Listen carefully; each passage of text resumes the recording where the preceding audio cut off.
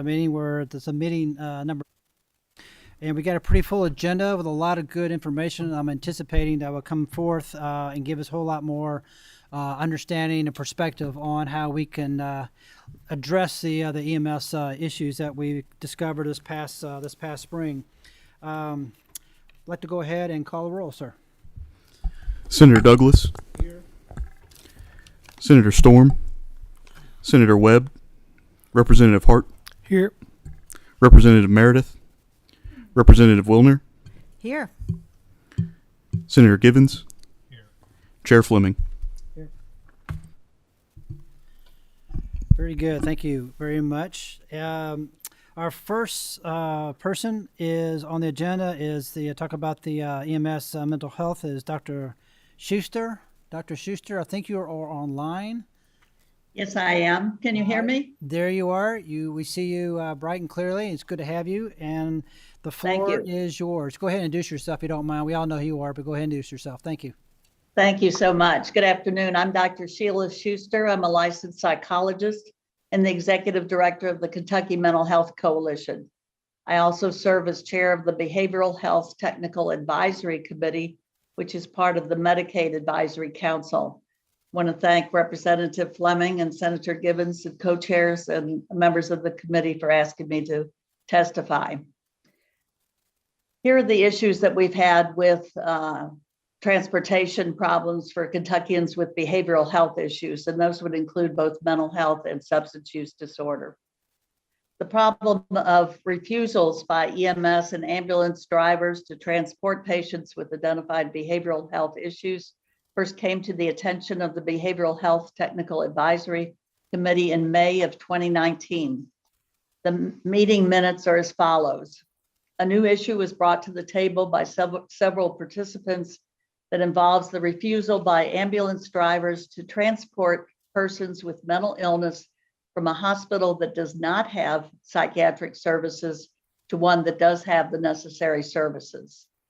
These patients have been evaluated by a mental health professional and found to be in need of on an emergency basis of mental health services.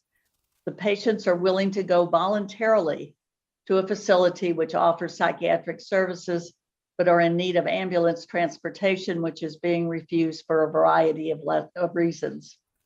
Let me be very clear here that we're talking about patients who are voluntarily seeking mental health care, not those who are under a court order to be involuntarily committed and who require transportation to a psychiatric hospital by law enforcement under KRS 202A. There are problems with that situation as well, which were discussed during the 2021 interim session and resulted in passage of House Bill 730, co-sponsored by Representatives Bray and Heverin. The patients that I'm describing who are being refused transportation from one facility to another or from a medical office to a facility are patients who are voluntarily seeking mental health treatment. The Behavioral Health TAC made a recommendation to the Kentucky Department for Medicaid Services through the Medicaid Advisory Council that the situation be investigated for possible violations of parity. That's the federal and state law that requires coverage for behavioral health to be on an equal basis with that for physical health. As EMS ambulance drivers were willing to transport patients with physical health issues, but not behavioral health issues. Excuse me. We expressed our concerns that individuals were either being denied access to care or were significantly delayed in accessing needed behavioral health services because of these refusals. We recommended that DMS investigate the problem. It was reported in the CompCare regions of Pathways, which is in the Ashland area, Mountain CompCare, which is in the Prestonsburg area, and Life Skills, which is in the Bowling Green area. And these were both in rural and in urban hospitals. Ambulance drivers stated, we don't have to deal with mental health patients. They said also, we don't get Medicaid reimbursement for the transport, or they do not consider these patients to be, quote, safe to transport, unquote. The result is that patients who are examined and found to be in need were not getting the transportation that they needed. Unfortunately, ongoing requests to DMS, Department for Medicaid Services during the rest of that year to investigate and intervene were never satisfactorily answered nor action taken. We continue to monitor the situation at our behavioral health TAC meetings and found that it was also happening when individuals were at a provider's office and needed transportation to the psychiatric hospital. Again, the refusals were often voiced in comments like, "We don't have to carry those crazy people." We then began to dialogue with the Kentucky Hospital Association when we learned that they were experiencing problems with EMS transport, and subsequently worked with them to achieve passage of House Bill 777 in the 2022 session, thanks to the primary sponsor, Representative Fleming, and for the work that Senator Givens did to get that bill passed. We're grateful for the passage of the law, and we hope to see positive effects. We've identified several other avenues of intervention which may be helpful to address the problem. First, we wonder if there is possibly a lack of knowledge on the part of ambulance or EMS personnel about how to appropriately respond to and transport individuals with a behavioral health condition. I do not know what training and education the ambulance or EMS personnel receive about mental illness, about the symptoms and the behaviors to expect, and how to appropriately respond to and transport individuals dealing with a mental health crisis. I raise this as a possible area to be explored by the EMS task force and then addressed with additional training. Hopefully, this would help to resolve the lack of willingness of ambulance and EMS personnel to transport individuals with behavioral health conditions. I would point out to you that this is analogous to what we call the Crisis Intervention Team, or CIT training, that first was offered in Kentucky approximately 20 years ago to police about how to deal with 911 calls involving an individual with significant behavioral health issues. That training has gone statewide and also includes training for our state police. Another possible avenue is around stigma. Stigma around behavioral health issues could also be a possible barrier to the transportation of individuals with a behavioral health condition. I raise this as a possible source of misunderstanding and stereotyping that we heard from the ambulance and EMS personnel, causing them to not want to interact with individuals having a behavioral health crisis. Again, if this is contributing to the problem of lack of transportation, then it should be identified by the task force, and a program of education of ambulance and EMS personnel should be undertaken. One last possible solution to this barrier to access services may be found in the regulation 907 KAR 1:060, which has to do with ambulance transportation. Section 4 addresses non-emergency ambulance services. Section Prem 1 of that says a non-emergency ambulance service to a provider within the medical service area shall be covered if, and this is the important part, Paren A, the recipient's medical condition will be covered if the recipient's medical condition warrants transport by stretcher. So I guess my question there is whether the reg is giving some information to ambulance or EMS that behavioral health patients should not be transported, because typically they don't require transport by stretcher. I would point out again that the parity laws would require that the same types of transportation be afforded to people with behavioral health conditions as those with physical health conditions. Thank you very much for the opportunity to give input from the behavioral health community to the EMS task force. We appreciate you're looking at these issues involving behavioral health, and I'm open to any questions the task force members may have, and I'm happy to support your efforts in any way that I can. Thank you, Dr. Schuster. Appreciate, as always, your insights and perception on mental health issues. I know you've been a champion in this particular area. And I understand of what you're telling me. So basically, lack of knowledge, stigma, and potential regulation change that could be misinterpreted, right or wrong, in terms of that regulation and so forth. Just my observation: the first two items, it's an ongoing challenge that we have in terms of moving It the is. needle with that. And I think this task force will definitely look at and see how we can further erode that barrier or that perception or taboo in terms of individuals that have this type of issue and so forth.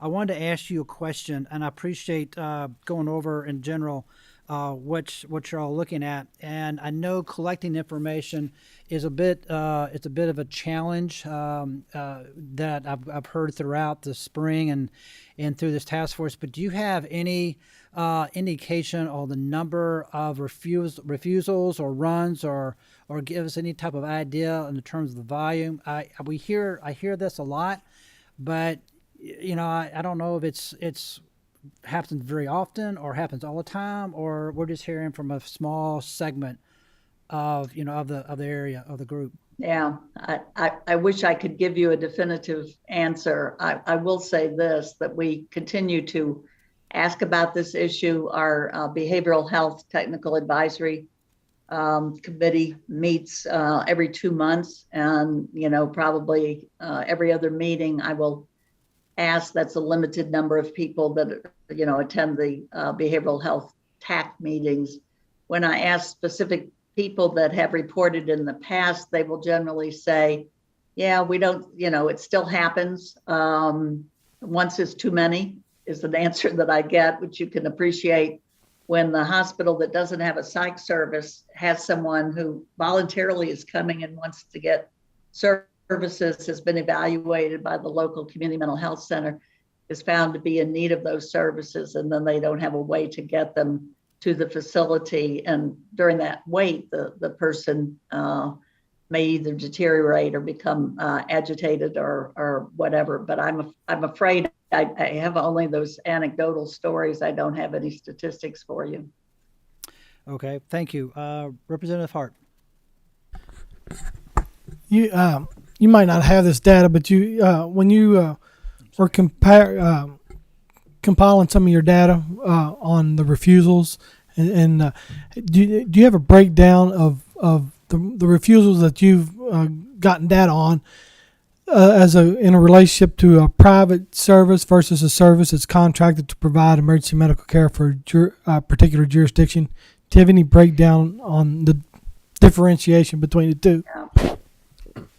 I wish I did. That's a great question, Representative Hart. And, by the time the information gets to me, it's passed through, and people are just, quite frankly, so upset that the ambulance, and again, I understand your question is, is that a private provider? Is that, from the county? Is that from the local jurisdiction? And I simply don't have that information. If that's important, I could certainly go back, and I should have said this also to Representative Fleming. I will certainly send out an email and ask people for, let's say in the last month, just to give you all some sense. And I would certainly ask that question if the question is, what type of provider, what type of ambulance provider was refusing to transport. Would that answer, is that the question? That would definitely help. I mean, what I'm going for is, and it's not necessarily private versus government ambulance services, because there are some private services out there that are contracted with the local municipality to provide emergency care for that jurisdiction. But my experience working in the rural sector years ago, a lot of times some of these refusals are based on they have one ambulance for one county, and if it's not an emergent medical need, then they'll refuse so that they can keep the ambulance in the county to provide the emergency medical care. So it's not as much a private versus government. It's more of somebody providing EMS care for like a county or a city versus a private ambulance services does mainly transport. But yeah, if you could get us some data, Okay. I think it would just give us a good perspective on where a lot of the refusals are coming from in some aspects. Yeah, I understand now what you're saying, particularly and I know in the rural areas, We thought at first, quite frankly, that this was a rural issue only because that's happened to be where I was hearing about it from providers in rural areas. But as we got into it more, we were certainly hearing about it in the urban areas as well. I think, and I probably am overly sensitive about this because I've worked in this field for 40 plus years. But to have someone say, "I'm not going to carry those crazy people," just Well, that would that's infuriate all of really us. That's yeah. I mean, it's that's just uncalled for. particularly when somebody comes and is voluntarily recognizing that they have an issue and that they need that care right away. So Yeah, but I will think certainly you know try what. to- I appreciate your efforts for us. I think you know where I'm going with this. Where I'm heading with this is sometimes the refusals are made because they've got to keep a service in a county for service emergencies. going. Yeah. But there are some bad apples out there, so I'm sure that you've experienced them both. So if you could help us get some Yeah. clarification, it'd be a great additional I would information and certainly try perspective to for do everybody. that for you. Thank you. Thank you. Senator Douglas, you have the floor. Thank you, Mr. Chairman. Dr. Schuster, if I may, Mr. Chairman, two quick questions. Go right ahead, sir. Thank you, sir. We've designated two different categories. We've talked about mental health patients and behavioral health patients. The two questions that I have, and I'll put those out there quickly. Do we have any information or data regarding the refusals for mental health issues versus behavioral health issues? And question number two is, are we talking mostly about transports from facilities and offices to other facilities versus private homes or private facilities to a facility? Thank you, Mr. Thank you so much, Senator Douglas. Let me answer the second question first. All of these were either facility to facility. The most common is that someone goes to their local hospital when they're in crisis. They appear in the ER. They call in the local community mental health center to do an evaluation, but that hospital does not have a psychiatric unit. And when the person needs that inpatient care in a psych unit, then they need to be transported to a facility. That same situation happens sometimes. I've been told by several providers, whether they were physicians or nurse practitioners, that they have someone who shows up in their office, in their clinic, who needs transport. None of my situations that I heard over the past 2 years have involved a private home. The first question is, I think, a question of semantics. We use the term behavioral health to encompass both mental illness and substance use disorders. So we use that term behavioral health to include both of those. And I think the topic that was actually on the agenda was about mental illness, but some of these are also folks who come in with an addiction, maybe not in an overdose situation, but are asking for inpatient treatment for their addiction. So that's how we're using the term behavioral health there. Does that answer your question, sir? Yes, sir. Go right ahead. Thank you, Mr. Chairman. It does. I guess maybe I should frame it a different way.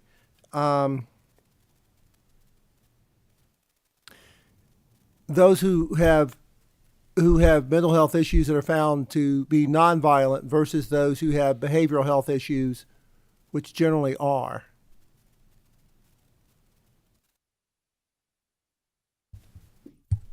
Well, in terms of diagnoses, in terms of people, again, who need to be remanded by the court for involuntary treatment, we would think of perhaps as being more likely to show acting out behaviors. And that may be where the term behavioral conditions are coming in. But the diagnoses of the mental illness actually uses the term mental illness or uses the term substance use disorders. There certainly are instances, depending on the severity, you could have somebody with a paranoid schizophrenia who may be acting out because they're in the throes of a paranoid delusion and could be taking a very aggressive stance against everyone around them because they're part of that delusional part of their illness, and they would be certainly showing some acting out behaviors. That typically is not what we're talking about here. More likely, those people would be under court order for an involuntary commitment. We're talking about people that are feeling so depressed that they're afraid that they may commit suicide, for instance, are feeling so anxious that they feel like they need inpatient treatment, but are not typically, if they're a threat to themselves or to others, they meet the criteria for what we call a KRS 202A involuntary commitment. And I think that's what you're probably describing as those with more of the behavioral manifestations. Thank you. Thank you, Senator. Representative Wilner, you have the floor. Thank you, Mr. Chairman. And thank you, Dr. Schuster. Representative Hart, I think, made some really interesting points and raised questions. He's got my wheels spinning. But I just wanted to clarify, and maybe you don't know the answer to this, but in the cases where someone with a mental health or behavioral health crisis was refused transport, were these emergency situations or were they non-emergency situations? You know, that is a really interesting question because the regulation that I quoted to you talks about non-emergency, and I think maybe somewhere in that regulation the definition of emergency is life-threatening. So if you use that definition of emergency, no, they are not emergency. They are non-emergency because they are not life-threatening. The person's life is not on the line, so to speak.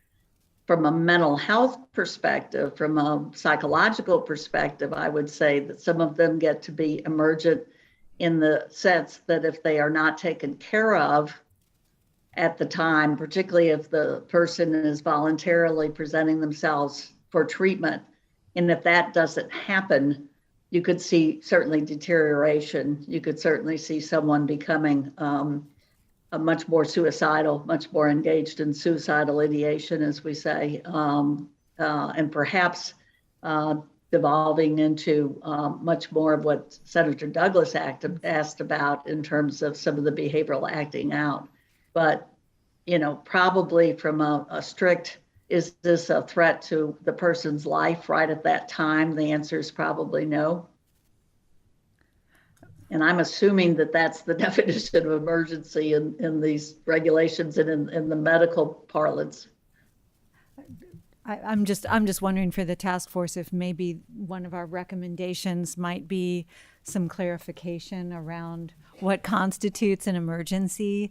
It seems like, and I don't know what the regulations say, Right. but it seems like there might be some room for clarification there.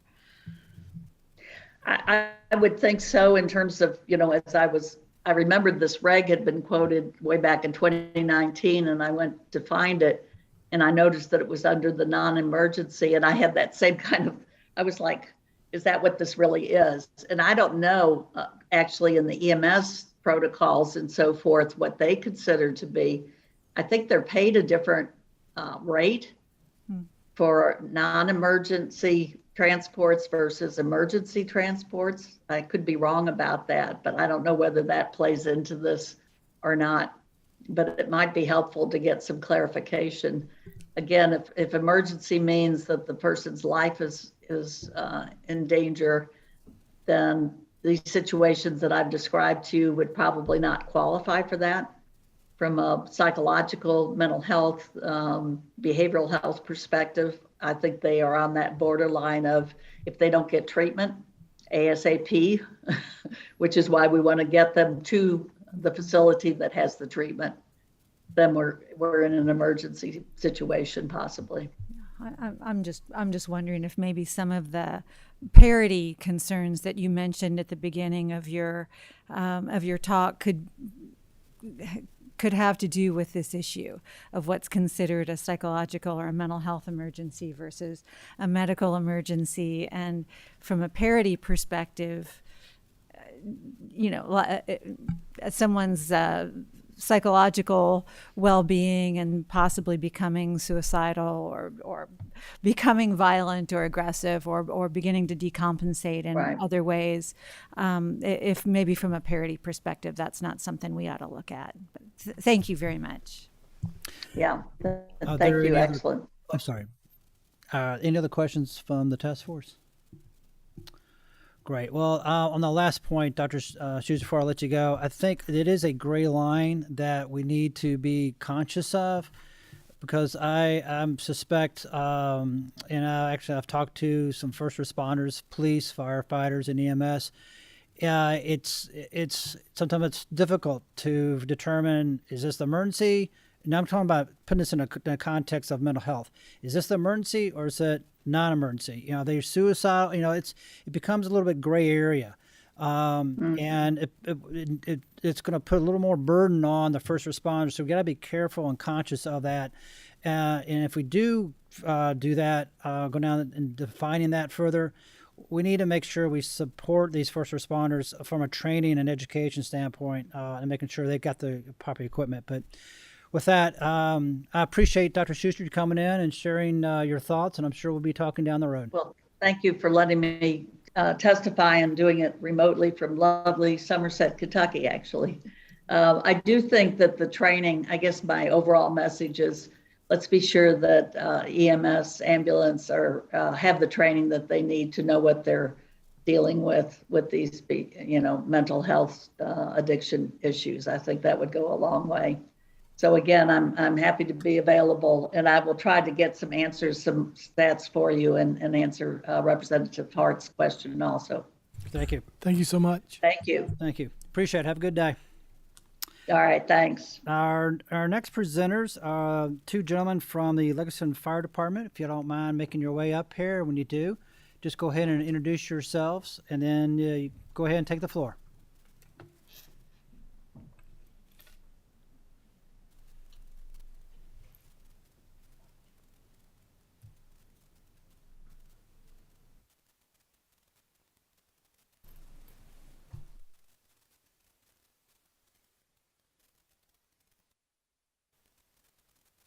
Yeah, when you speak, make sure your microphone has a green Very lit. good. There you go. Thank you. Good afternoon. My name is Jason Wells, and I'm the chief of the Lexington Fire Department. Mark Bramlage. I'm the EMS Bureau Commander for the Lexington Fire Department. Senator Givens, Representative Fleming, members of the committee, thank you all so much for the opportunity to address the EMS task force today. Certainly we'll be respectful of your time, but we are gratefully, or very grateful for the opportunity to come and talk a little bit about what we believe is a very positive and innovative pilot program.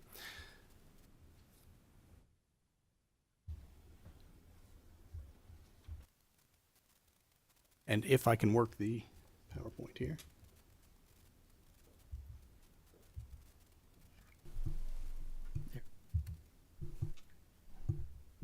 You get that? Okay. Yes, sir.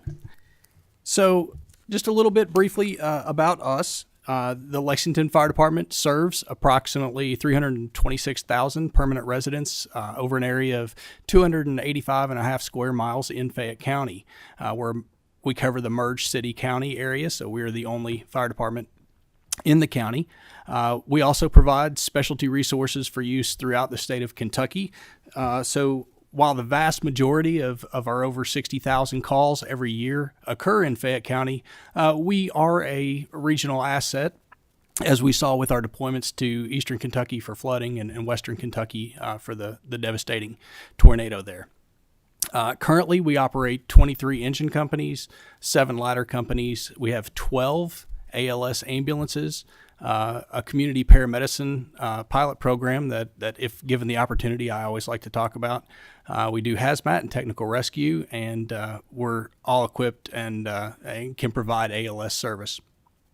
We have an authorized strength of 599 personnel all of our personnel through the course of the Recruit Academy become at least EMT basics, and we have over half of our personnel, 320, who are registered as paramedics. So keeping with national trends, about 3/4 of our overall calls, about 50,000 calls, are EMS related. So in the spring of 2021, Lexington Fire was approached by Eastern State Hospital, and the discussion began about a pilot program to transport a subset of behavioral health patients directly to Eastern State Hospital from the scene of a 911. We had to work through sort of the legalese side of that, but in the winter of 2021, an MOU was signed between UK Eastern State and the Lexington Fayette Urban County government. In the process of identifying how we were going to really collect the data and identify whether this was a useful thing for us to do or not, we looked back through the 2020 runs and identified a subset of about 125 patients who had suicidal ideations with no injuries. And we identified that size subset of patients would be probably the ideal pilot group to look at. They were chosen because they would have probably had the most. Go ahead. The reason that we were doing that subset of population was because prior to UK taking over Eastern State, there was no medical coverage at Eastern State. So every single patient that was in a mental health crisis had to go to an ER to be cleared medically before they could be seen on a mental health basis. So now that UK has more of a control of what's going on at Eastern State, they have now staffed that with medical personnel that can clear basic injuries. Yeah, thank you for that. So we really developed this partnership through UK and Eastern State, and we established some goals jointly. We wanted to ensure that patients that didn't require that acute care were able to go to a place that better suited their immediate needs, and quite honestly was probably the most cost-efficient and effective place for them. It reduced unnecessary hospital readmits, and it creates an environment where all parties can utilize the system to the most efficient and best ability. And I think that ultimately will improve the patient outcome. People go to where they can get the best help the quickest. So I'll turn it over to Chief Bramlett to talk a little more. As Dr. Schuster alluded to in her presentation, patients that have a mental health crisis are in a crisis when we get there on scene. This is Eastern State's statistics when we were going through this, developing this program, is that 74% of the patients that present to Eastern State are admitted to Eastern State for treatment. Those that are not admitted, those patients get a follow-up appointment made at that time. And because of being in the moment of having that crisis, they are able to get to those patients. And 28% of the people that are not admitted actually show up for their follow-up appointment, whether it's with Eastern State or if it's with another, like either New Vista or the Ridge or some other mental health provider. So as Dr. Schuster alluded to, the point of it is that, getting to these patients in their crisis and getting them the help that they need, we're just addressing that from the E911 side. As Mark Woods, who's the chief nursing officer over at Eastern State, preached to us, we need to have the correct intervention at the correct time. And that's where we come in as 911 providers, is to get those people to the proper level of care. So we started developing a training program in the fall of 21, working with myself and with Eastern State to come up with the parameters of what we will do. Minor injuries were going to be acceptable. Abrasions, contusions, simple suturing that only involved one layer of skin. Things that were not acceptable were going to be fractures, falls from heights of higher than 3 to 5 feet, or if there was any indication that they had ingested anything, or if they had tried, if they had ligature marks around the neck, if they tried to, have a suicidal incident. We put that out to all of our providers within the fire department. It was also put out to the police department as well. And again, as Dr. Schuster alluded to, the CIT training, most of the Lexington Police Department has been through the CIT training, to go along with that. So we're working hand in hand with law enforcement on scene to identify these patients. We went live. Our goal was to go live in February of 22, but we got delayed just a little bit because of some unforeseen circumstances that were out of our control. So we started towards the end of March is when we actually went live with this, that Eastern State was ready for us to bring them patients. And so we've been doing this now, since March, and the data is later in the presentation. So some problems that we had with this is a misunderstanding of the program, but not only for the EMS providers, but also for the hospital staff. UK Behavioral Health assumed that we were taking all patients to Eastern State, and that's not the case. We were only looking at that subset of those people with suicidal ideations. That in the future, as indicate, we may expand that to do more problems. We had problems with the police on scene as well. Some of them had the training, some of them hadn't, and so trying to have that conversation about where to go, it was an on-scene thing. Pointing the finger at ourselves, it was a big change for our guys. We had a problem with they didn't want to go across town. If they were on the south side of Lexington, they'd have to go all the way across to the west side of Lexington. And when they're trying to get off at 7 a.m. to go home, it's a little bit of a mental challenge of which way you're going to go. The police, when we had an issue with the police, is their training schedules are not the same as what the fire training schedule is. We train every day in the Lexington Fire Department, whether it's an actual formalized training or it's an in-house training, so that the material is there for the guys to go over those materials. The police train basically 2 times a year. And so if you had some that didn't do the training yet, they were kind of behind the 8 ball. The cool thing that we have at Lexington is we have a police and fire street commanders roundtable. The lieutenants that actually are in charge of the street police officers and our district majors who are in charge of our guys on the street meet on a quarterly basis and discuss problems. And it avoids the whole going up the whole chain and back and forth and wasting time. They can actually get together, get with street problems and solve those problems, and this was one of those problems. We had a problem with the hospital.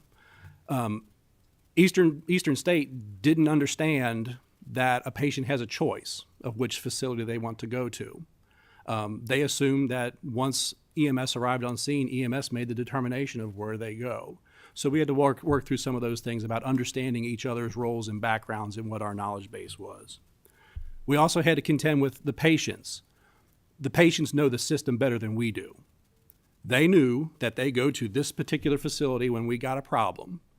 They didn't realize that Eastern State was now an option.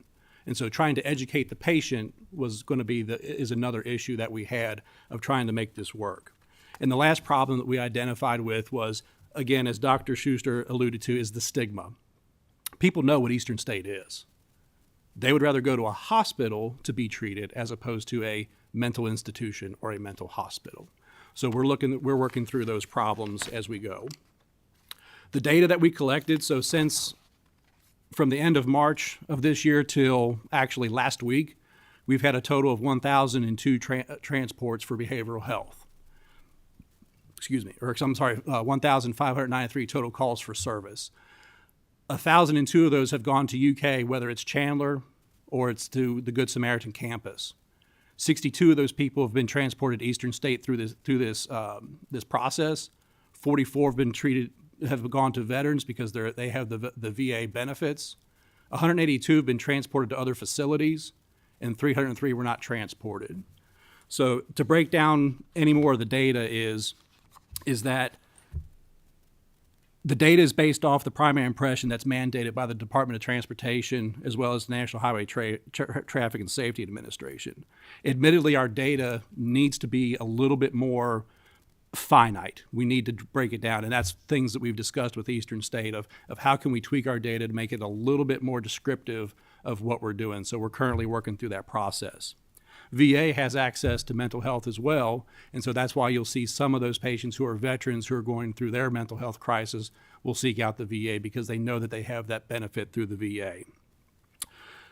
Admittedly, transporting to other facilities is a problem. It goes back to our effort as far as our guys changing their mentality of, it's like, okay, I'm just right down the street from this place. It's a hospital, let's go. And so we're actively training that, teaching that, and redoing that to make it a better. And it's the same thing with the police department. Not all people who were transported because either they didn't meet the criteria, you had like a Facebook threat, or you had somebody that thought somebody was going to do something to themselves. So it was a third-party caller calling for this person. And once you actually talk to the patient, then no, we're not really having an issue here. So that's kind of where those people fell into why they weren't transported. With that, we're open for any questions that you might have.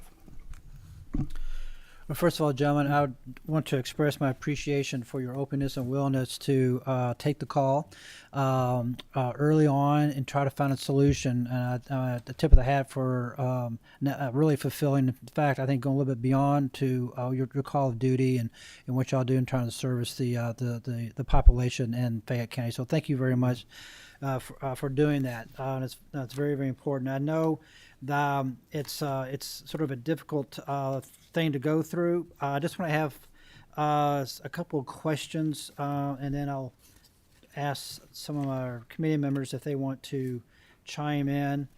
I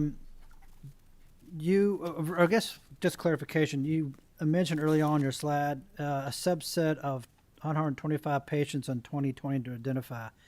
Could you explain that? Is that 125 out of the 5,000 calls? Or Yes. It is? Yes, it is. Okay. All right. And so you use that as your, as your group to look at for the future that started in March and it's still ongoing. Yes. Okay. Eastern State looked at the numbers when they were looked at how many patients had been transported to UK's behavioral health, and that's who Eastern State had identified, and that's when they came with us and says, what can we do with these patients? Because these people at this time, we can help them the most, the fastest. And that was the springboard for us of trying to design this program and see how it's going to work. Okay.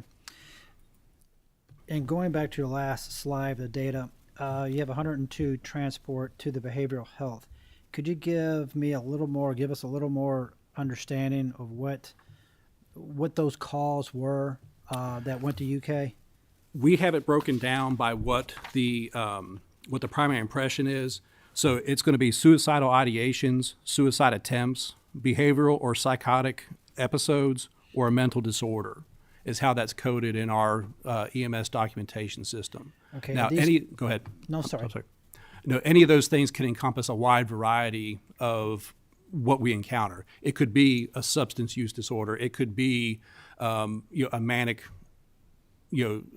session. It could be whatever it is. It's just we were limited by our EPCR, by our documentation system of how we pulled the data. Okay. I had a moment there. I had a question and it went on my mind for some reason.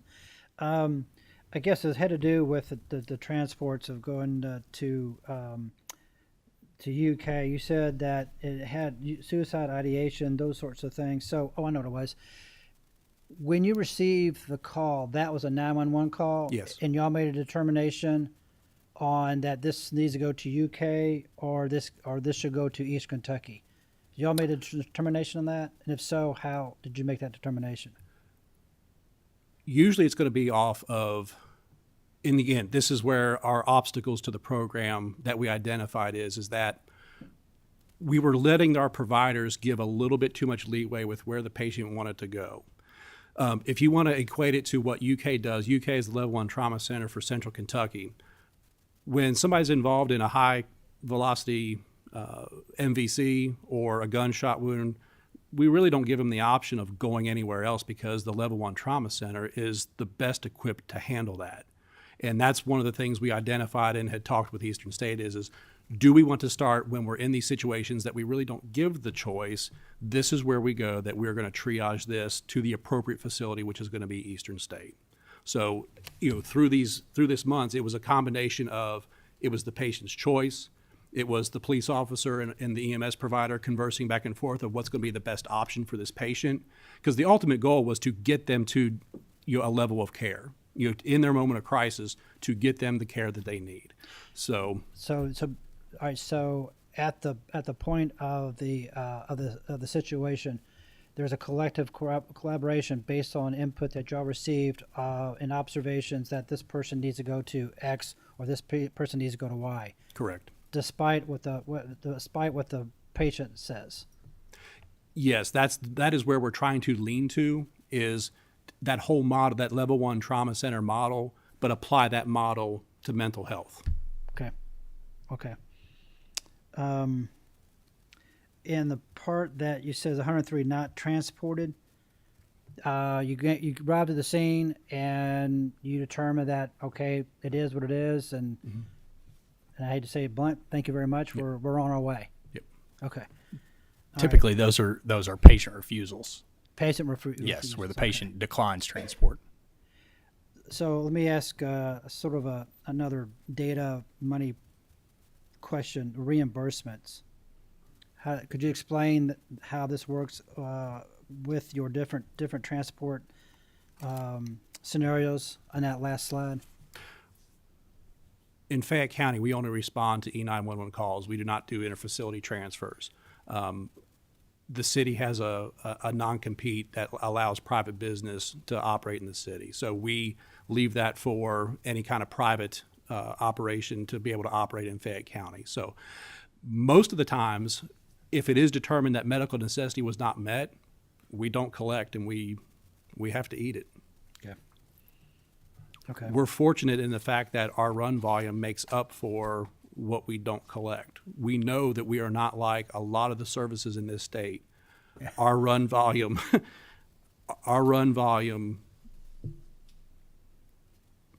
we collect what we need to cover our operating costs just with the run volume that we have.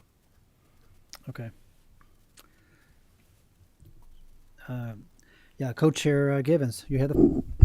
Gentlemen, thanks for your presentation. Very insightful. So, your early slide indicates yearly EMS run volume is approximately 50,000 calls. Yes, sir. For service. Thank you all for what you do day in and day out. We appreciate that very much.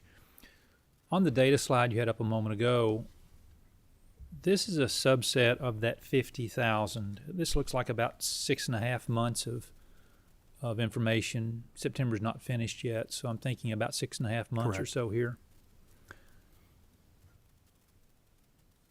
For the year, you're going to probably end up around that 50,000 number. 1,593 of that 50,000. It'll be a little more by the end of the year, but this is a subset of that. When you pull this out, how did you pull these out? These are behavioral health crises. These are mental health crises. What designated the data to make it onto this page of one call versus another? It went with the Department of Transportation's primary impression codes that's required by federal law when we're dealing with our patient care reports. And again, those tabs in that are labeled as suicidal ideations, suicide attempt, behavioral and psychiatric episode, and a mental disorder. Okay. And those were the 4 items that we pulled these numbers from. Excellent. Thank you for that clarification. I would encourage, it looks like Dr. Schuster may not be on the call anymore. Do we know if she's on or not?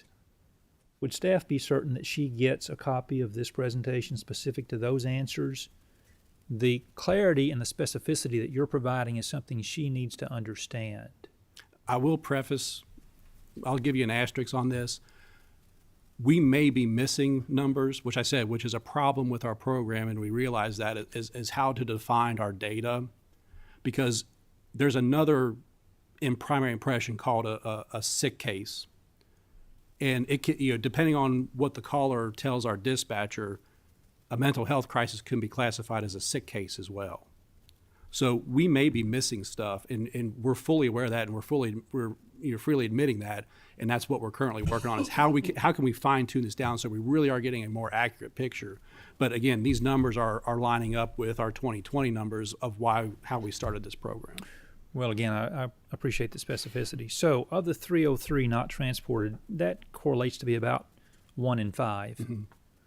Do you see similar numbers across the entirety of 50,000 calls for service? Yes. 20% are not transported. I mean, we have, some of those numbers is somebody will call, but there's no patient there. So it's an unfounded call. Like I said, we'll have the spot where we do an evaluation, they don't meet the criteria, or they can make their own decision, that type of thing. So it is a patient refusal, and we obtain signatures on that. We have witnesses who's either a family member or a law enforcement officer that is with us. That yes, we realize that this person is not going to go, and there could be consequences for not seeking medical treatment. Without seeing the exact numbers, I would say that those numbers are very, very in line with overall medical calls and the non-transport rate. So last question I have, Co-Chair, is along the lines of denial of transport. There's got to be situations where you have professionals that arrive on the scene and you've got some process for denying someone transport. We do not deny anybody transport. Someone who is violently dangerous. We do not deny anybody transport. No one is denied transport. Nope.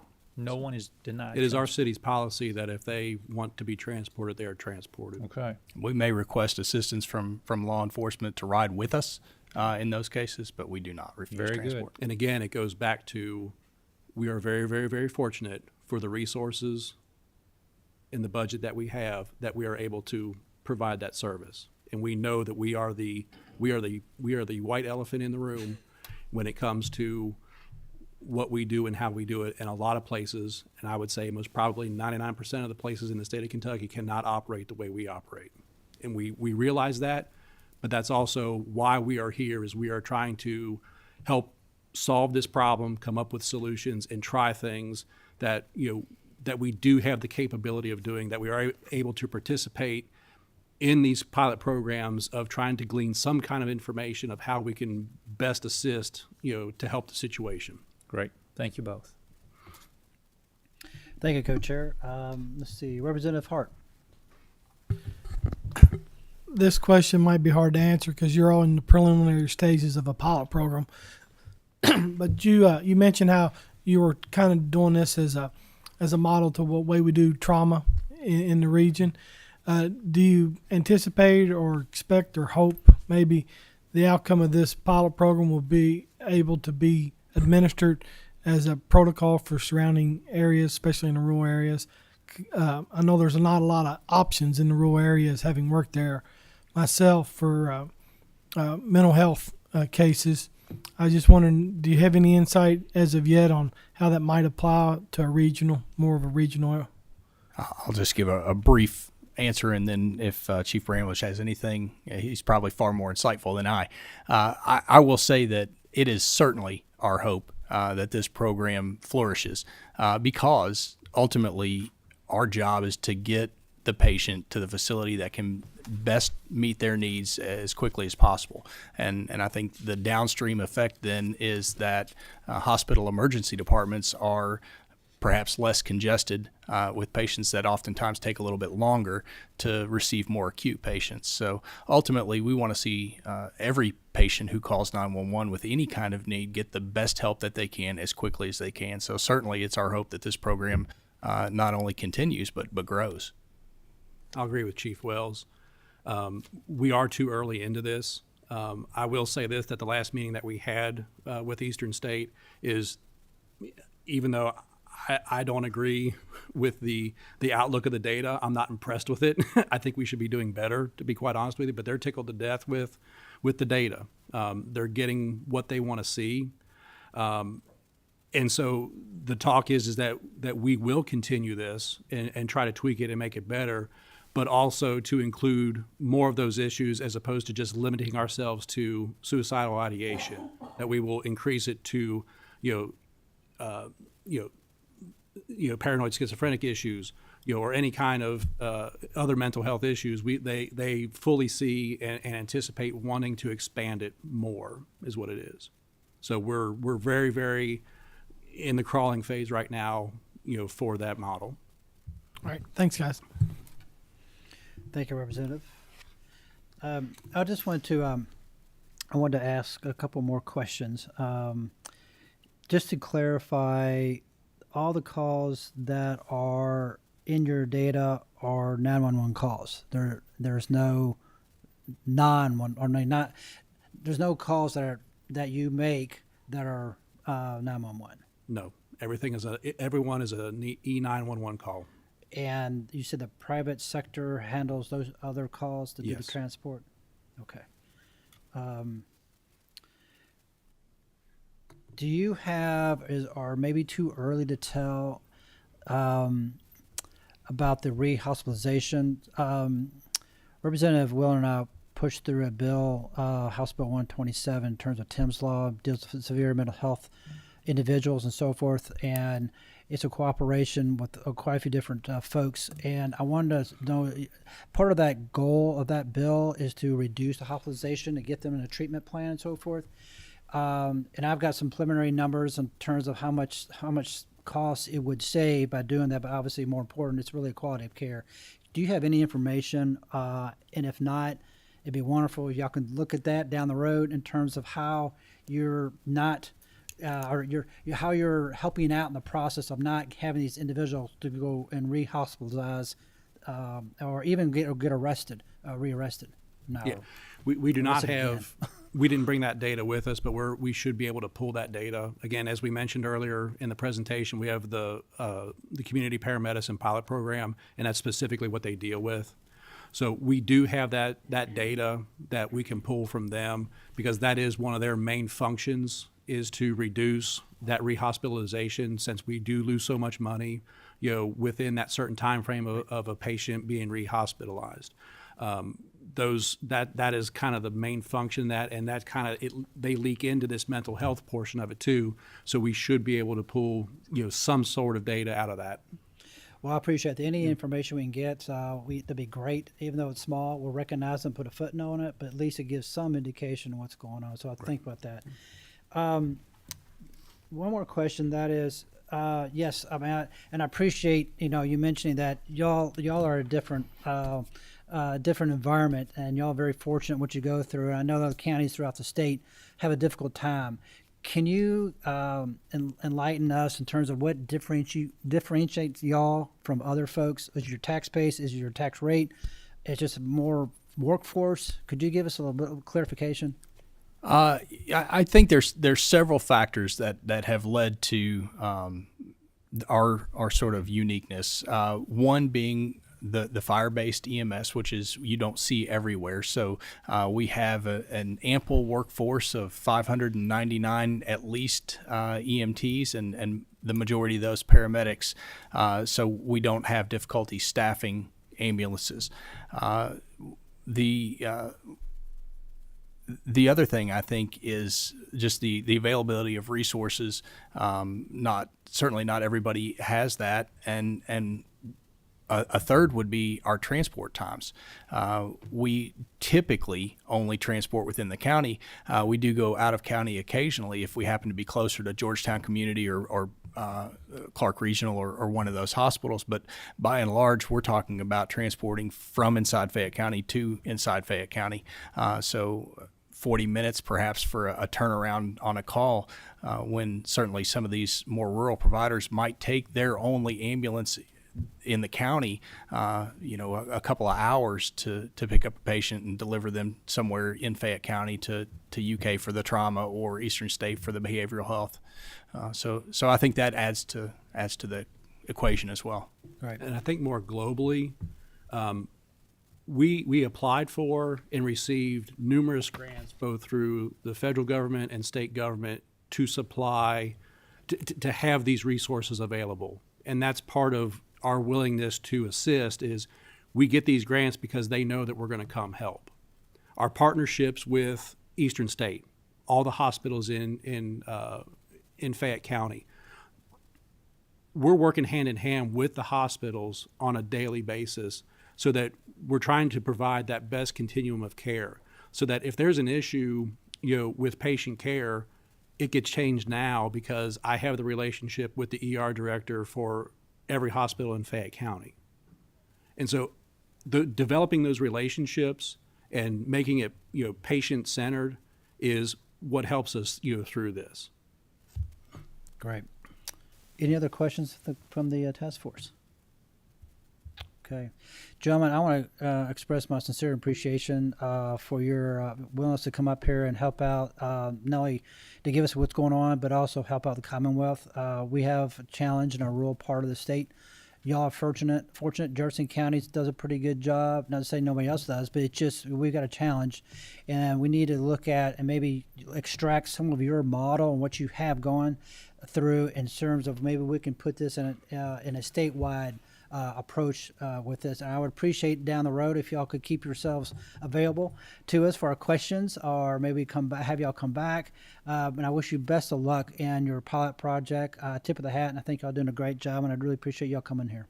Thank you so much for the opportunity, and we stand ready to assist in any way that we can. Thank you. Thank you. Okay, thank you, gentlemen. Sorry about that, Dan. Yeah, we have two more. Let's see, Dr. Middleton. There he is.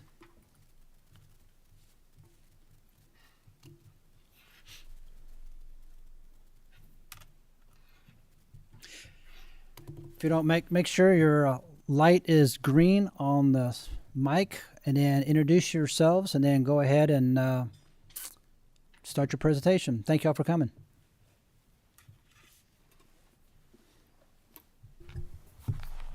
Thank you, Senator Givens. Thank you, Representative Fleming, for having us today.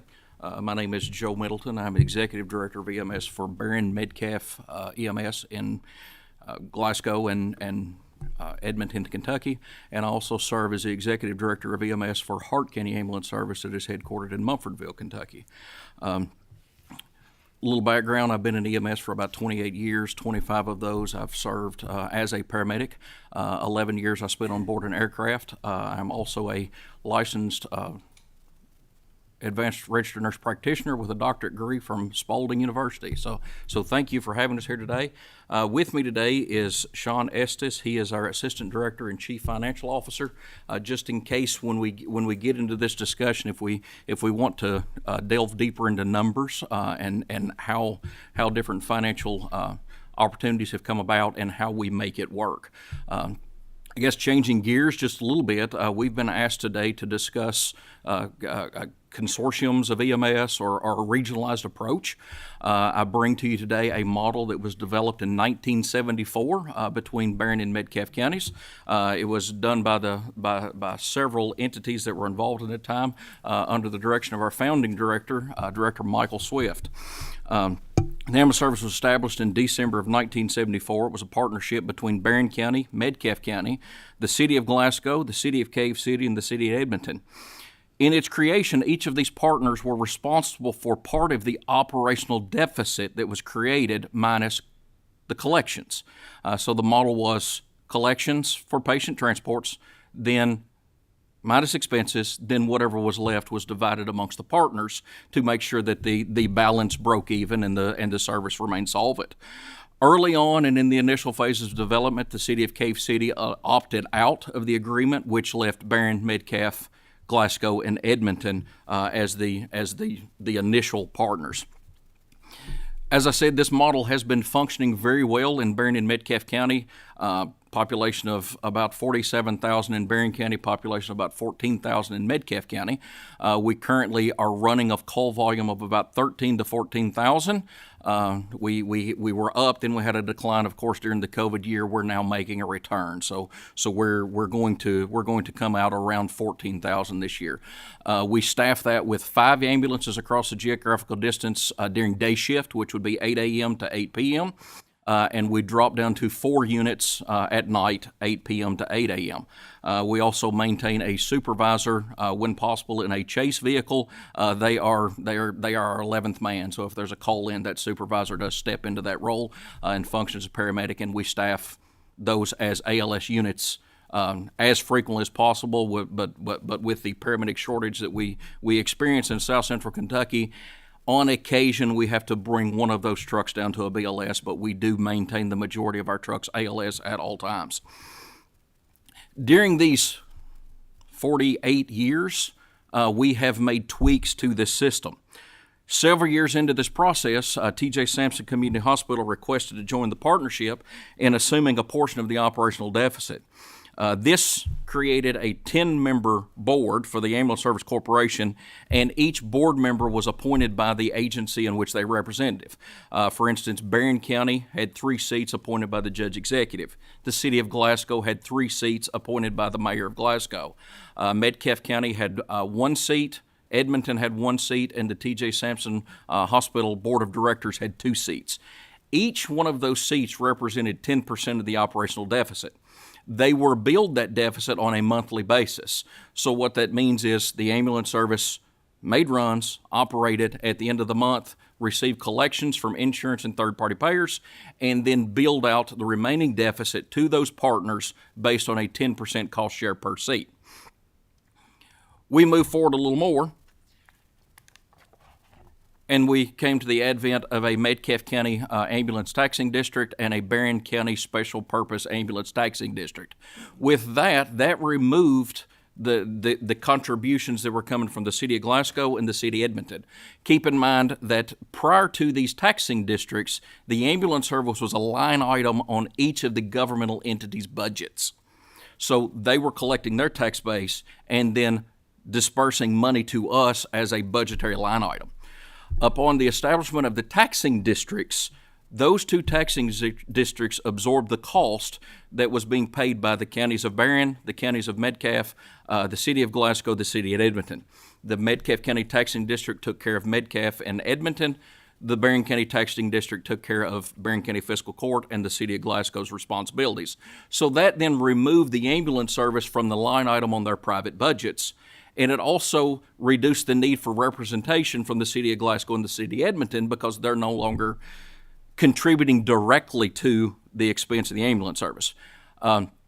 In that, the board of directors decided to restructure the way the board was configured. That went to a 6-member board.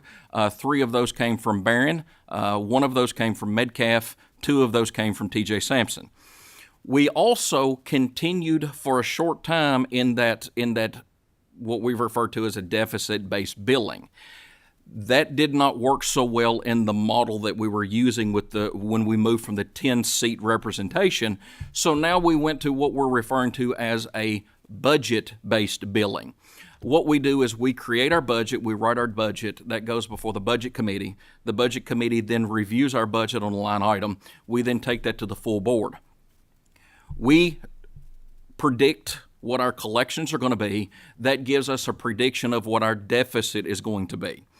In our new partnership, what we did was we take historical data of what operational expenses are in Barron County, operational expenses are in Metcalfe County, and we do a calculation on the percentage of what the overall deficit is going to be for operation in that particular county. We calculate that through expenses based on station shares. For instance, if they're liability insurance, that's going to be divided between corporate Glasgow stations and Metcalfe County station.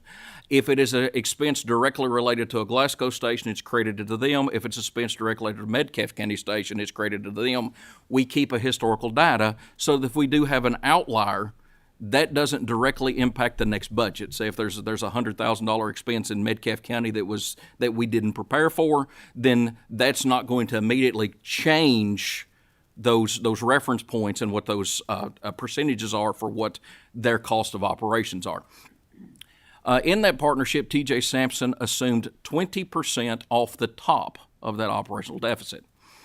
For instance, if we had an operational deficit of $100,000, then T.J. Sampson would pay 20% off the top. The remaining 80% would then be divided between Metcalfe County's partner share and Barron County's partner share, and that's based on the historical data. We were fortunate this past year as T.J. Sampson elected to move their partner share to 25%. So the taxpayers of Metcalfe County and the taxpayers of Barron County automatically get a 25% savings off the cost of doing business by TJ Sampson SharePoint. To give you a reference for some of the numbers, Barron County's SharePoint for last fiscal year was 67.6%. Metcalfe County's was 32.4%. So our overall collections was $4.8 million, and we had a budget of $5.4 million. So the share partner basically resulted in $1.2 million coming from our partners. TJ Sampson paid $256,000 of that. Barron County paid $635,000 of that, and Metcalfe County paid $384,000.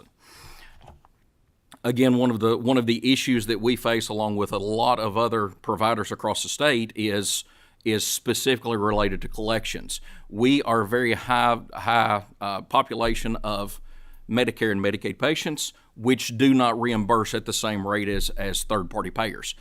So we take assignments, and we have a fair share of write-offs based on those contractual agreements. Our model works really well. It has worked well, since 1974. Over the course of the years, we have had to make a few tweaks. One of the things since January 1st of 2020, when I came in as the executive director, was to develop a consortium and include this in a partnership with Hart County Ambulance Service. Hart County Ambulance Service is operated as a completely separate entity with its own staff, its own equipment, its own supplies.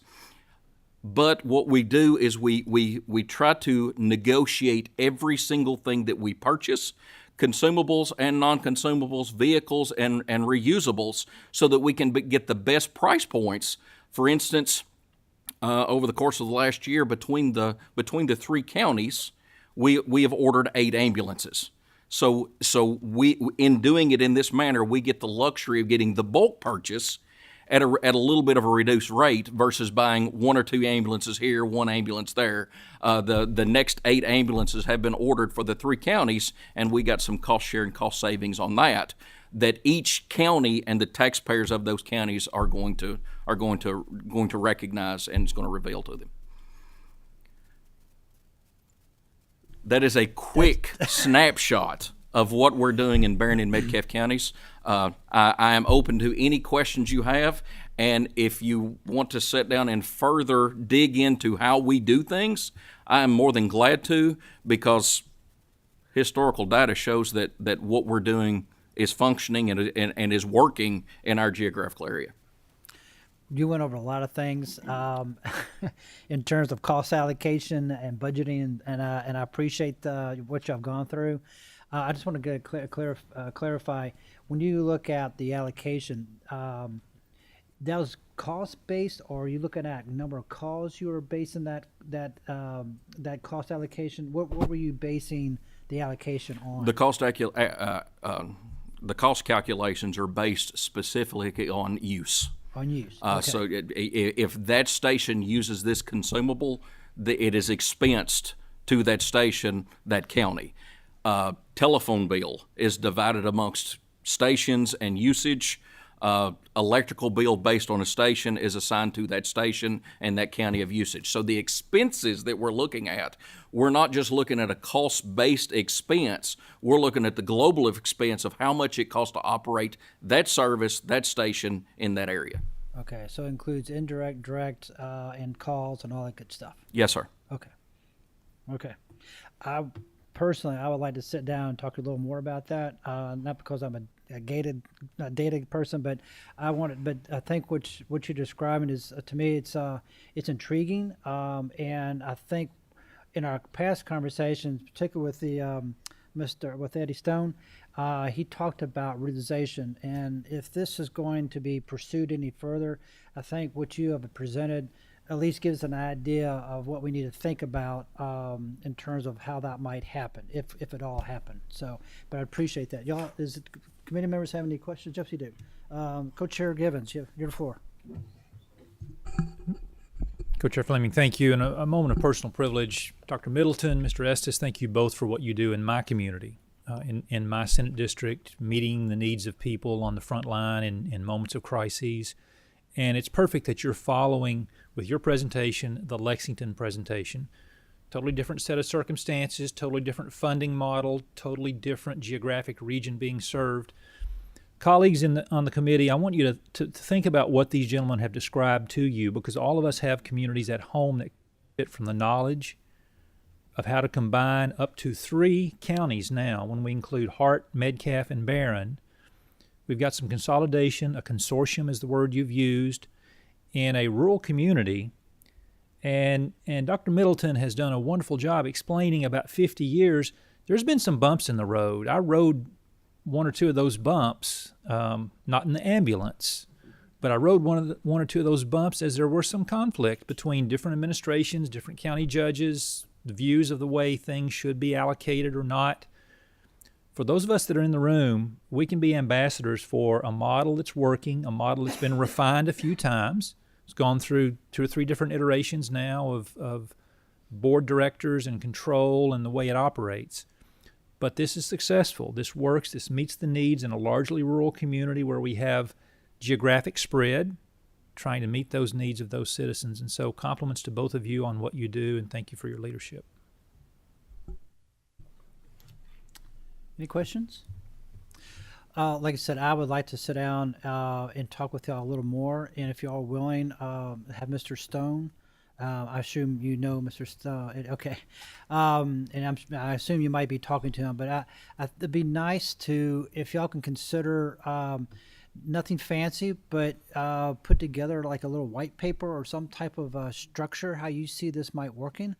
In cooperation with Mr. Stone in terms of what that might help us, at least this committee, address the situation going out in the counties. And that's we see a lot of the challenge that we have, and we want to make sure we address those. So I appreciate your willingness to do that. If you don't mind, I would like to Go add ahead, that sir. one Yeah. of the things that we are very cognizant of is taxpayers and county lines.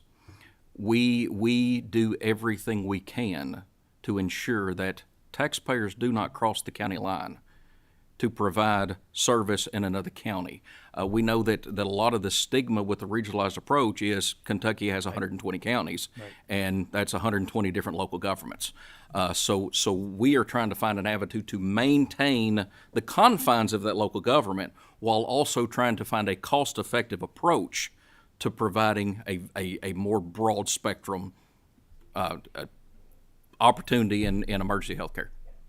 Good. That's a point well taken. I appreciate you making that comment. Gentlemen, thank you very much. Appreciate your comment.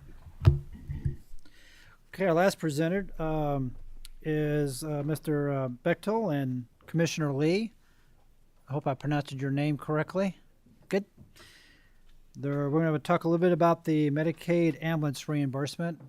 Just to let the committee know, we had a conversation with them a couple of days ago. It was very, very insightful. Hopefully we will cover some of those things that you covered in our meeting a couple of days ago. But looking forward to your presentation, if you don't mind. When you sit down, make sure your light is green on your microphone and introduce yourselves. And y'all go ahead and have the floor. Thank you, Commissioner.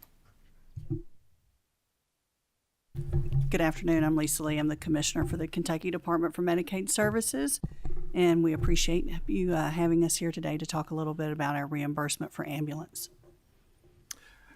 Good afternoon. I'm Steve Bechtel, Chief Financial Officer for the Department of Medicaid Services.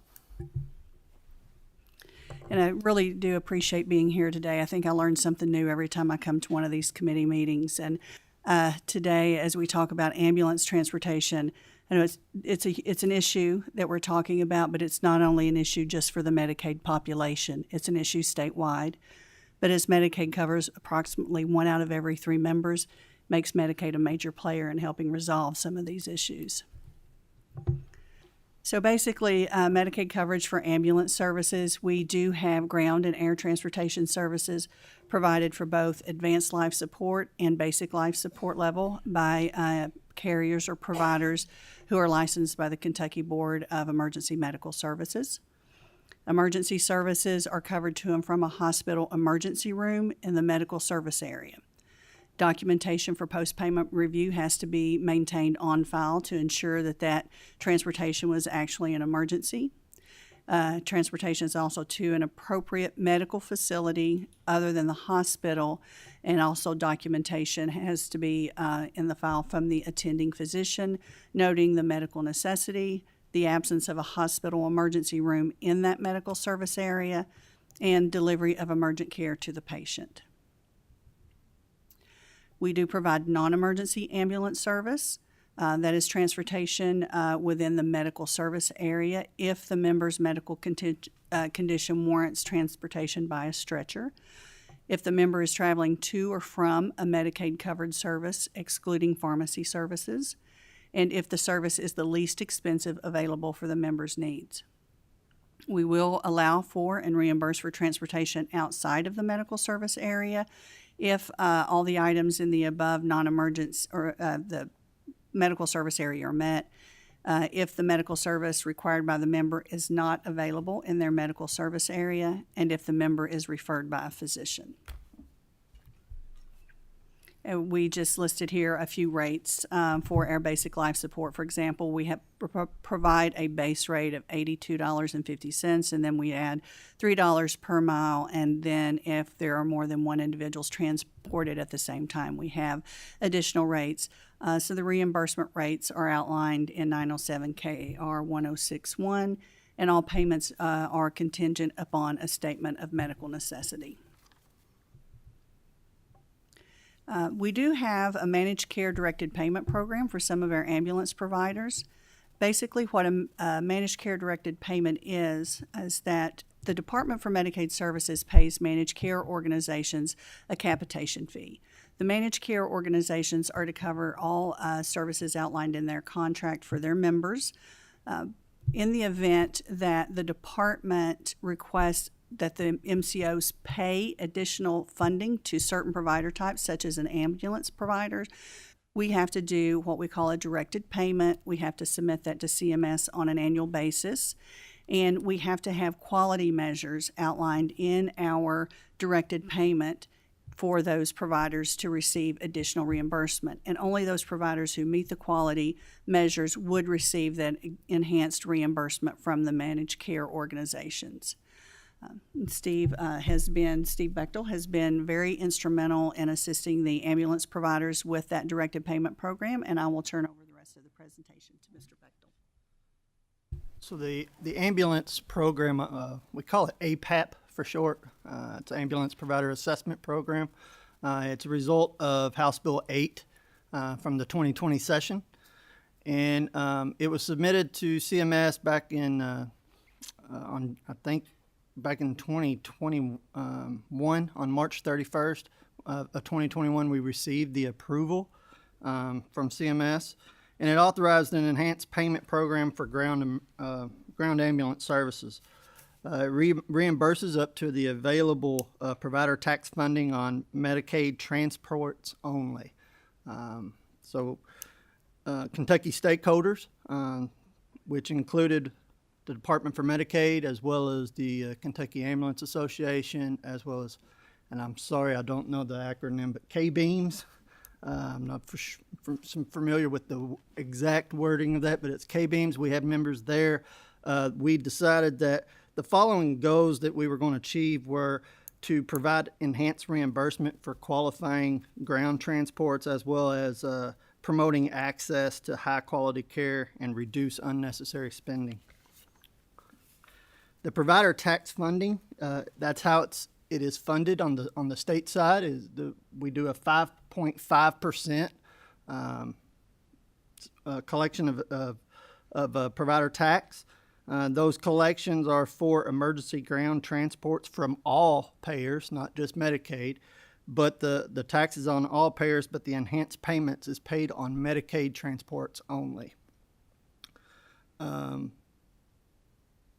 The quality measures for the program that Commissioner Lee mentioned is to promote access to high quality care by reducing the response times and to increase the number of certified EMS practitioners.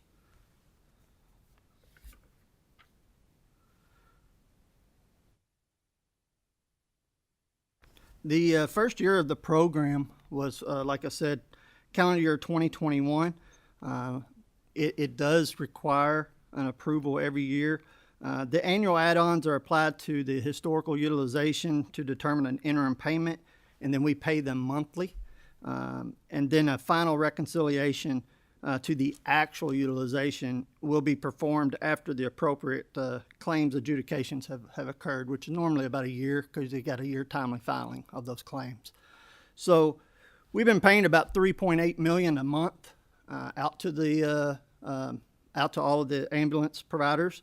In calendar year 21, the total payments that we paid out was just over $45 million. And through, and on calendar year 22, now I'm saying calendar year because that's the year of the program. I know that from our budget side and what you all are looking at probably from a budget side is on a state fiscal year. I can kind of arrange that if you need that. But on the calendar year, which is what the program was for, it kind of mirrors the same time period as our managed care contracts, which are on a calendar year as well. CMS requires those to be on the same time frame. But on calendar year 22, which is through August of 22, we've paid about just shy of $30 million year to date. We were one of the first states in the nation. We kind of are proud of that. We're one of the first states in the nation to kind of implement this type of payment. And I will remind you, this supplemental payment, the $45 million, and so far this year, the $29 million, that is above and beyond the rates that we mentioned just a second ago. This is above and beyond those normal rates. This is the add-on payment, so to speak. Since then, I've had several states reach out to me asking for copies of our preprints and our SPAs. They'd like to kind of mirror our program. I'm not sure if they did or not, but I did supply those to them. And that is it for this presentation. I will say that we are looking at another program right now that we're running against a wall with CMS, so to speak, on getting approval.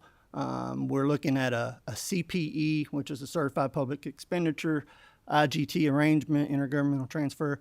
It's where it's for publicly owned providers. We're looking at doing like a cost report type of basis of a payment to get them back up to their cost. The problem that we're having and where we're having issues is that indirect cost of like the cost around the 911 service as well as fire and police.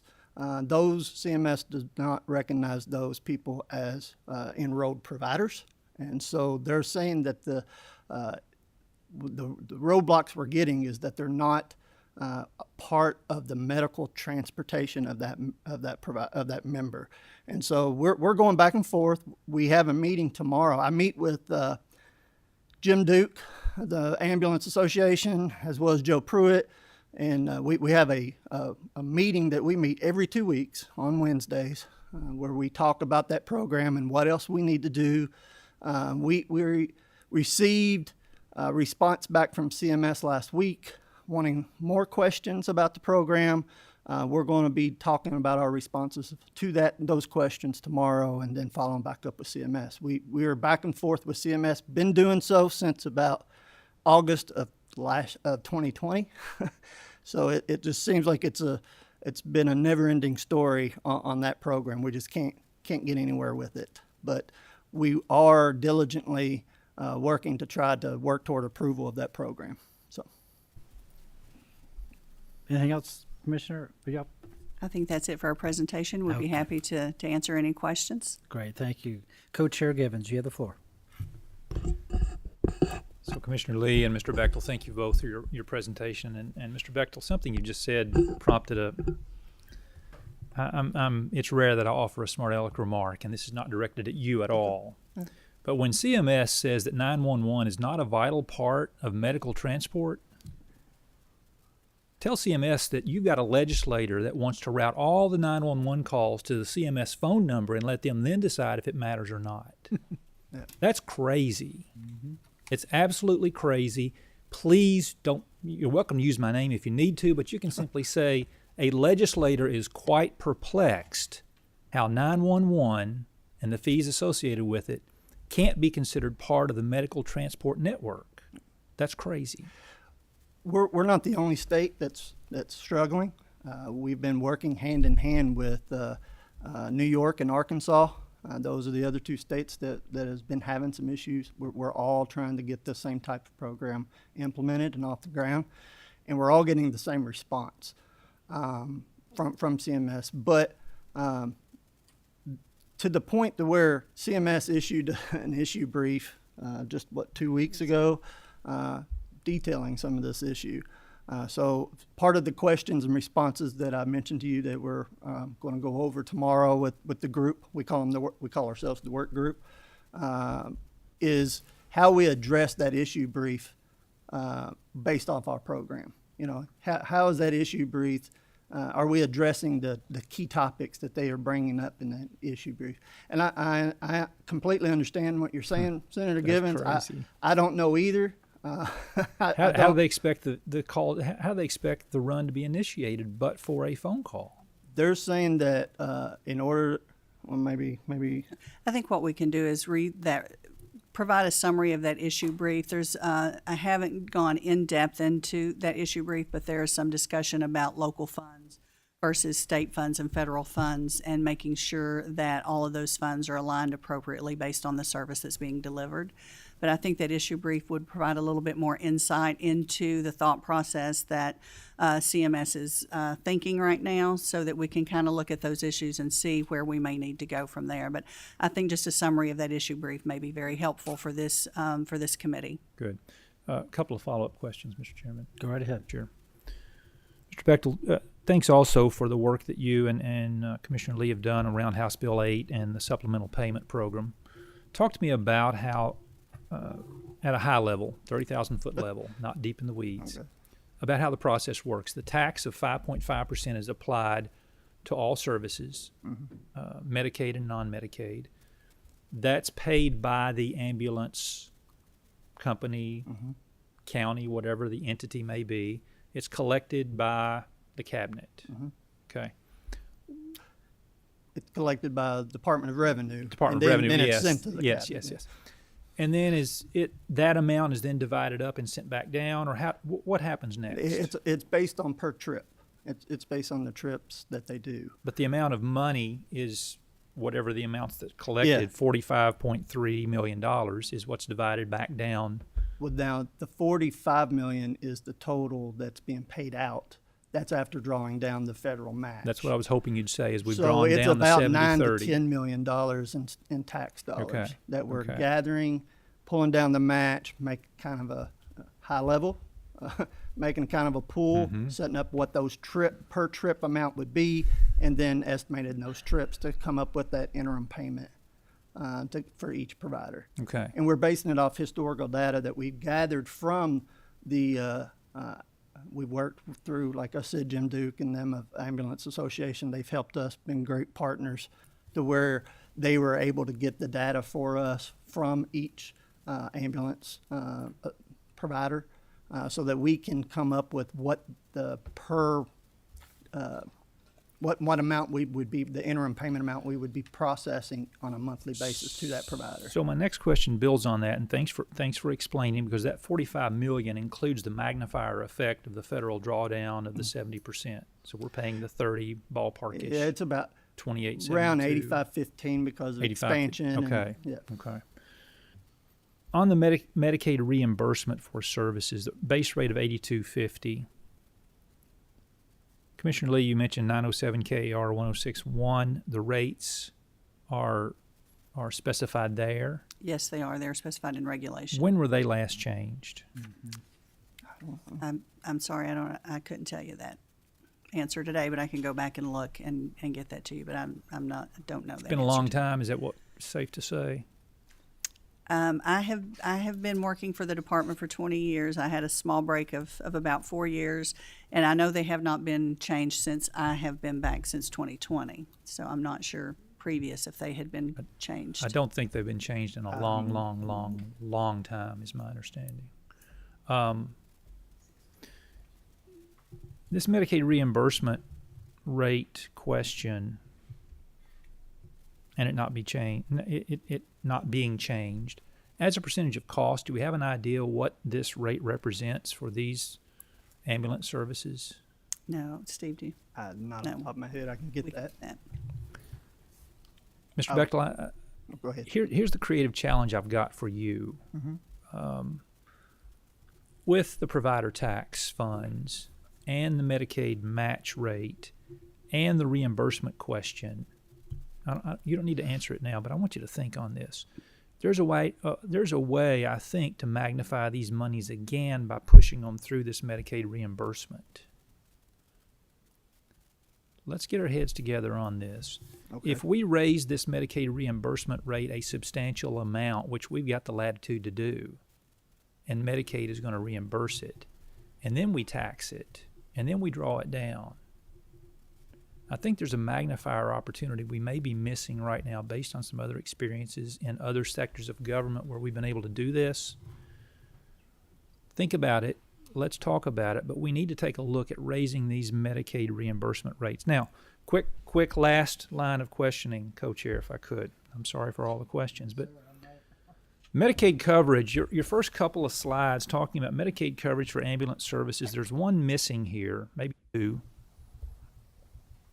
Treatment in place. We've had a good, robust conversation in some earlier presentations about treatment in place where we have professionals that arrive that are qualified to do an IV on the scene, and they do an IV on the scene, and they're not getting reimbursed for it. The patient is well enough to not be transported. The ambulance and the professionals drive back to the station, and they get zero for that.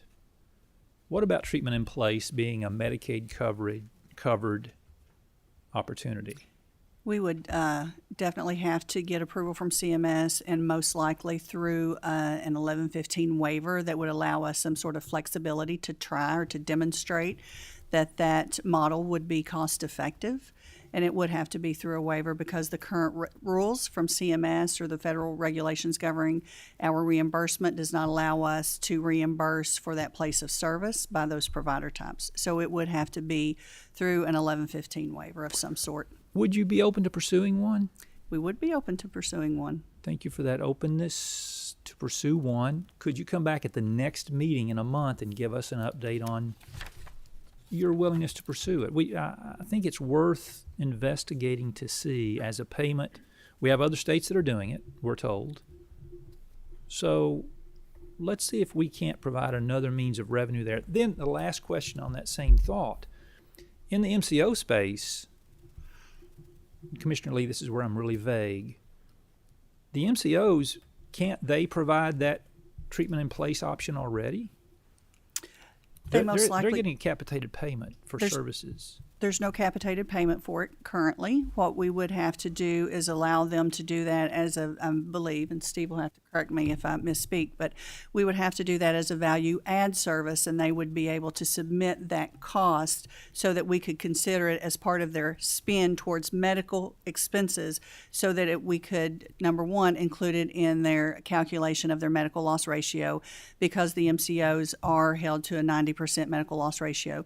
So we would have to include it in their medical loss ratio, and then we would have to look at those costs in relation to their capitated their capitation rates to make sure that we continue to provide sound capitation rates for them to deliver those services. Sure, and it's easy for me to sit up here and say this is sensible and logical and should be pursued. That's easy for me to say, but I would think, in my limited knowledge, I would think that an MCO that's getting a per member per month amount of money, if they can keep that member out of the ER because the ER got an IV at home provided by professionals who get reimbursed there would be some savings to the MCO, I would think. And we can talk to the managed care organizations. I know they operate in other states. And if they're doing this in other states, they can tell us how they're doing it. And again, that's one of the benefits of having managed care organizations in our state. They have more flexibility than we do in the fee-for-service program when we want to change a policy. So we are definitely open to discussing with them also. Thank you, and I look forward to your follow-up. Thanks. May I ask a question? Okay. You said other states. Do you know what other states so we can reach out to them? We had a presentation that Indiana was doing this, didn't we? We've got a clear signal that Indiana is doing some treatment in place and getting their emergency medical professionals reimbursed for it. In addition, and this is a bit of a stretch, but in addition, I think during the pandemic, we expanded some scope of practice temporarily for some folks that gave paramedics authority in hospitals to do things that were reimbursed on Medicaid. Maybe, I may have my story wrong, but a paramedic in a hospital doing something like an IV infusion and getting reimbursed in Medicaid, and then him or her stepping outside the door of the hospital and bringing in someone that they've done an infusion on and not getting reimbursed, that's an illogical sort of balance there, so for what it's worth. We'll reach out to our colleagues in Indiana. I just want to have a clarification. Is there anybody? No. I just want a clarification. We talked the other day. You mentioned how the providers aren't being reimbursed if there is no service to delivered at that particular situation. Is this 1115 will address that? They would have to deliver a medical service in order to be reimbursed. So- Okay, so if they so they are basically this 1115 won't address that run to that location.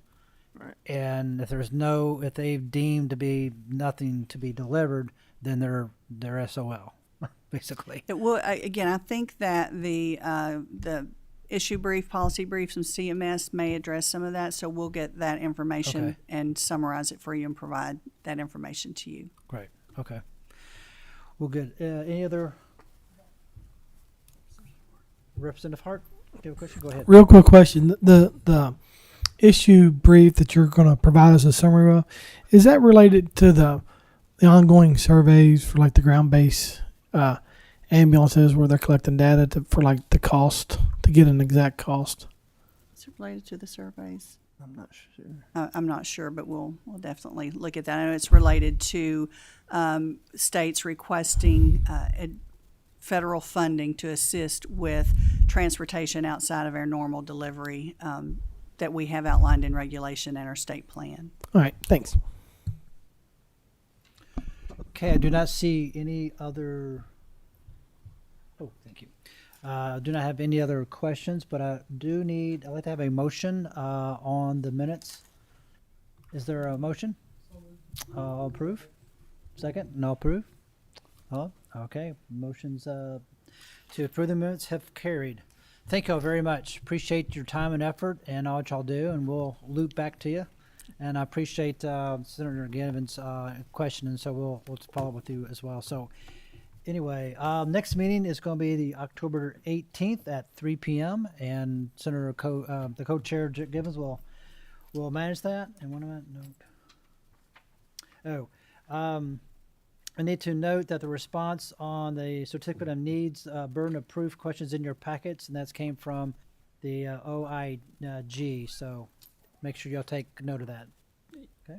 Express my appreciation for that response that they provided us. Thank you. Yes. Yeah.